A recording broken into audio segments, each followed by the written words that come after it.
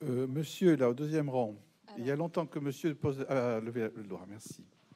Monsieur Onfray, vous avez souvent utilisé à l'oral comme à l'écrit l'expression euh, empire maastrichtien. À votre place, il y a quelques semaines, monsieur Régis Debray nous parlait du processus de vassalisation de la France, mais des autres pays d'Europe, par les États-Unis. Votre parole, monsieur Onfray, est capable de percer les murs de l'omerta médiatique.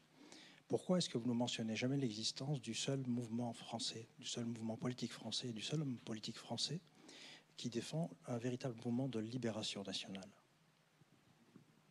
Il faut me dire lequel. Monsieur Asselineau. Ah, voilà. Il y a toujours dans une conférence un défenseur de monsieur Asselineau.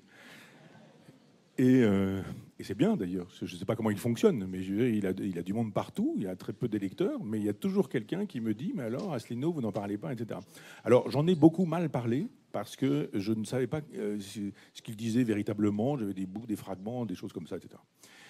Il se fait que, grâce à des personnes comme vous, qui à chaque fois me rappelaient que je ne parlais pas de monsieur Asselineau, un jour, je me suis dit « Je vais voir ce que dit ce monsieur. » Et c'est très bien. Et moi, j'aime beaucoup ce qu'il dit. Et de fait, je me suis dit « Voilà quelqu'un qui, parce qu'il dit des choses justes. » Moi, dans tout ce que j'ai entendu de lui, je n'ai pas trouvé de choses à redire, vraiment. Et parfois, je l'ai écouté longuement. J'ai écouté des enregistrements qui pouvaient durer une bonne heure, mais avec un réel intérêt, avec un réel plaisir, en me disant, c'est vrai que je souscris à tout ça. Alors, pourquoi en parle-t-on si peu ? Parce que justement, il dit ce qui est sur l'Empire maastrichtien. Il dit comment ça fonctionne. Il a une mémoire extraordinaire. Il mobilise des savoirs hyper techniques qui font qu'il n'est jamais dans une dissertation d'ordre général. Quand il a quelques idées, il nous explique pourquoi, comment, etc. Il donne des chiffres, il cite des choses extrêmement intéressantes. Pourquoi en parle-t-on si peu ? Parce que c'est ça qui m'intéresse, moi, comme philosophe. C'est parce qu'il dit la vérité. C'est parce qu'il dit des choses justes et qu'on ne veut pas entendre. Le micro, Attendez. s'il vous plaît. Le micro.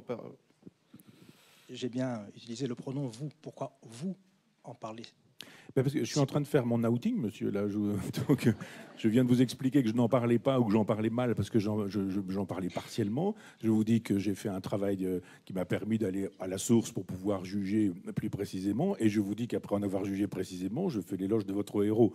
Donc, j'ai répondu à votre question en vous disant que j'en parlais par oui-dire. On ne devrait pas faire ce genre de choses, mais parce que je l'avais entendu à la télévision, dans quelques débats. J'avais lu ces prospectus politiques au moment des présidentielles ou ce genre de choses. Je n'en savais pas plus et ça me suffisait bien.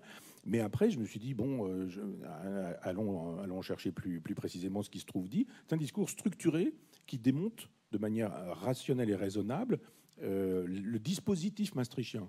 Donc la chose essentielle, hein, qui est que la France a perdu sa souveraineté. Ici, on n'est plus souverain et qu'on est dans un État supranational. Cet État, moi, je l'ai nommé empire, parce que je pense effectivement que où il y a un État maastrichtien ou un empire, mais que globalement, ça ne s'exclut pas, et que tant qu'on n'avait pas compris que nous étions dans cet empire maastrichtien, on ne comprend pas quel type de politique est possible ou pensable en France. C'est tout. Donc voilà, la chose est enregistrée, elle va pouvoir être dite. Asselineau va pouvoir mettre en boucle le soutien de Michel Onfray, etc. Mais je réponds sincèrement à ce que vous m'avez dit. Ce qui m'intéresse, moi, dans cette aventure, c'est qu'il fasse si peu de voix, qu'il soit si peu connu ou reconnu, que tout le monde connaisse son nom, très peu de gens connaissent vraiment son programme, qu'il fasse des petits scores, et je pense que c'est la preuve de la justesse de ses thèses. Je pense, ah si c'est Asselineau, passez-le-moi, on va...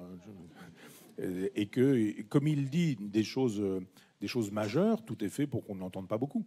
Par exemple, sur la question des Gilets jaunes et Maastricht, personne n'a mis en relation le fait que le refoulé maastrichtien produisait les Gilets jaunes aujourd'hui. On dit ils sont méchants, ils mettent le feu partout, ce sont des délinquants, des voyous, etc. etc. C'est pas complètement faux depuis que Mélenchon, la CGT, Sud, etc. ont estimé qu'il fallait se servir d'eux. Et moi, je parle du départ des Gilets jaunes dans cette aventure. Mais dès qu'il s'agit de parler de l'essentiel, la fin de la souveraineté nationale, la souveraineté supranationale, l'impossibilité pour la France de pouvoir faire une politique. Nous ne pouvons plus faire une politique aujourd'hui. Ça n'est plus possible, ça n'est plus pensable.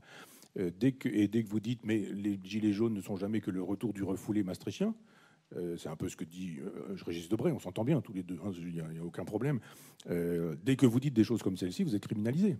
Donc après, il y a tout, quoi. Vous êtes complotiste, vous êtes climato-sceptique, vous êtes fasciste, vous êtes nazi, vous êtes un compagnon de route de Jean-Marie Le Pen, voire, enfin, de sa fille aussi, de tout ça. Vous êtes un pédophile refoulé, vous avez des problèmes édipiens, vous voulez coucher avec votre mère. Enfin, moi, j'ai eu droit à tout. Donc, on a droit à tout ça. Mais de fait, c'est un discours extrêmement bien fait, celui d'Asselineau, qui était un discours de déconstruction extrêmement intéressant. Mais c'est justement le point aveugle de l'Empire maastrichtien.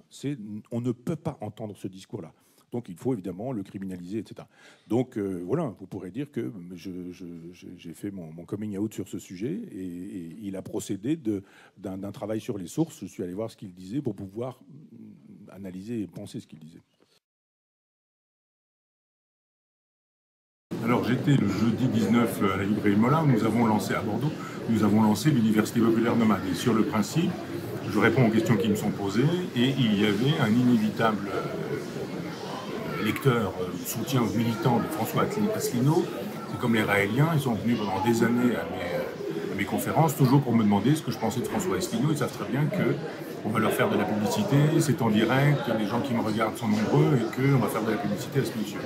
Donc j'ai fait savoir que récemment, j'avais regardé une vidéo que Natacha Polony avait consacrée à François Asselineau et que j'avais découvert qu'il y avait des propos extrêmement intéressants chez ce monsieur concernant la critique de l'Europe maastrichtienne, qu'elle était une critique très informée, très documentée, très chiffrée, et que sur ce sujet-là, il était évidemment très intéressant et que je l'ai découvert. Sur le principe de l'humour, j'ai dit que je faisais mon outing, puisqu'effectivement, pendant très longtemps, j'ai dit que je ne connaissais pas le programme de ce monsieur.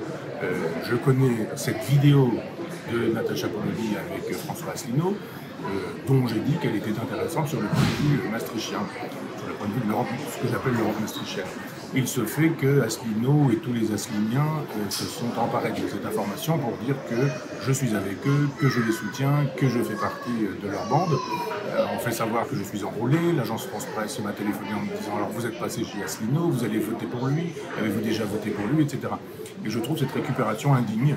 Ce n'est pas parce que je dis qu'il y a des propos intéressants chez François Asselineau concernant la critique de l'Europe que pour autant je défends ce monsieur, que je défends la totalité de sa politique.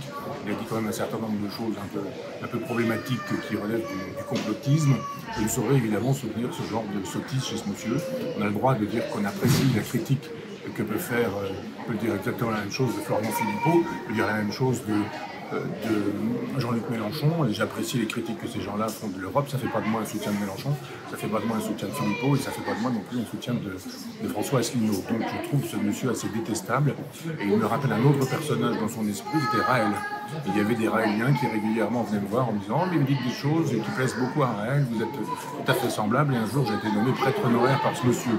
Je ne veux pas être prêtre honoraire de monsieur Asselineau, qui continue à faire ce qu'il fait. Je l'écouterai. Quand il dira des choses intéressantes, je dirai que ces choses sont intéressantes. Quand il dira des choses sottes, je dirai qu'il dit des choses sottes. Il lui arrive d'en dire aussi. Mais je ne soutiens pas ce monsieur, je ne soutiens pas son parti, je ne soutiens pas son projet de société.